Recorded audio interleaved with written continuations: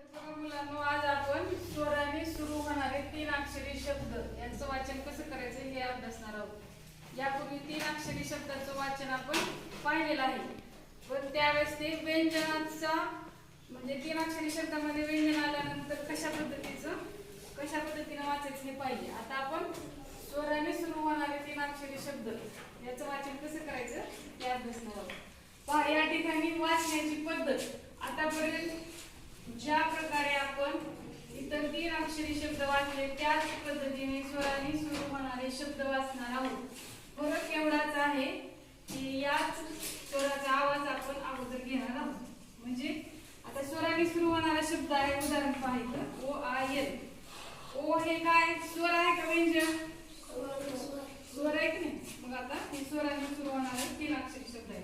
तर याचं वाचन कसं करायचं बघा। ओ चा आवाज अ, आय चा आवाज ई, यांचा आवाज ल। काय झालं उच्चार? ऑइल। ऑइल, शाबास। तर आता या ठिकाणी काही शब्द घेतलेत आपण, त्यांचं वाचन कसं करायचं ते पाहणार आहोत। पहा, पहिला शब्द आहे ए एम। तर याचा उच्चार काय होईल? ए काय हे स्वर आहे, हे सगळे शब्द स्वराने सुरू होणारे आहेत बघा। ए ए ए स्टार्ट झाले तर ई न स्टार्ट झालेला शब्द आहे। हा य आय, आपण आय म्हणजे ए ई आय ओ यू ने सुरू होणारे हे शब्द आहेत। म्हणजे सर्व शब्द कसे आहेत? स्वराने सुरू झालेले शब्द आहेत। तर या ठिकाणी आपण हा जो पहिला शब्द आहे ए एम, तर ए चा आवाज काय येईल?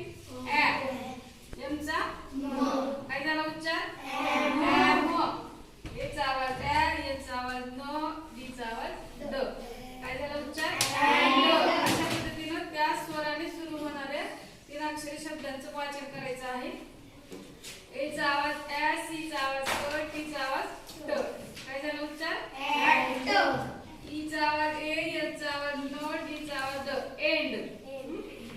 आय चा आवाज ई, एफ चा आवाज फ, काय झालं उच्चार? इफ। आय चा आवाज ई, एन चा आवाज न, काय झालं उच्चार? इन। नेक्स्ट वर्ड पहा, आय टी एस। आय चा आवाज ई, टी चा आवाज एस चा आवाज काय झालं उच्चार? इट्स। यानंतर पुढचा शब्द पहा ओ एफ। ओ चा आवाज अ, एफ चा आवाज फ, काय झालं उच्चार? ऑफ। नेक्स्ट वर्ड पहा ओ एन।